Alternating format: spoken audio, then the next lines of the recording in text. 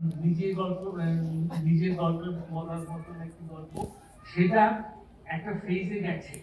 কিন্তু ইকবাল, আমার ধারণা যে তোমার এটা অত্যন্ত সাফল্য হবে, আরো বেশি প্রসারিত হবে, আরো বেশি লোকজন তোমার এই উদ্যোগে আসবে।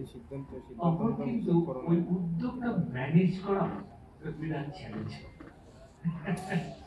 Because life shows that crisis management এক ধরনের, আর সাকসেস ম্যানেজমেন্ট আরেক ধরনের।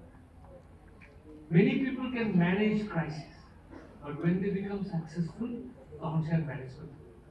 আর অতি বিশ্বাস হয়ে যায়, দাম্ভিকতা এসে যায়, অনেক কিছু এসে যায়, যেটা সাফল্যকে ম্যানেজ করা আর সমস্যাকে ম্যানেজ করা এক না। তো আমি সেখানে ইকবালকে একটু বড় ভ্যান মতনই হয়ে গেলাম, যে এত একটা সাকসেসফুল মানুষকে আমি আবার পরামর্শ দিচ্ছি, এত সাহস আমার। কিন্তু সত্যিকার অর্থে what you are doing is amazing. তুমি যেটা করছো এটা একেবারেই অসাধারণ, সবাই শ্রদ্ধার প্রাপ্য এটা।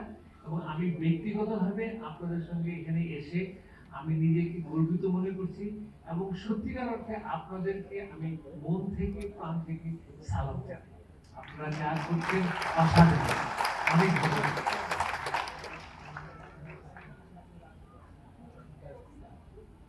ধন্যবাদ স্যার। আমি ইকবাল ভাইকে একটু মঞ্চে আসার জন্য অনুরোধ করছি। ফাউন্ডেশনের পক্ষ থেকে স্যারকে আমরা ক্রেস্ট দিয়ে সম্মান জানাবো।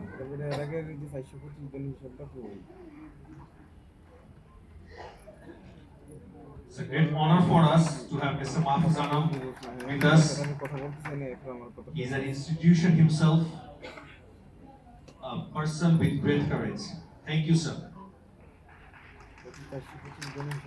আমরা একটা কেক কাটিং টাইম আমাদের ষষ্ঠ প্রতিষ্ঠা বার্ষিকী উপলক্ষে আমাদের মাঝে এসে উপস্থিত হয়েছেন বাক্যর সাধারণ সম্পাদক জনাব তৌহিদ হোসেন এবং বাংলাদেশ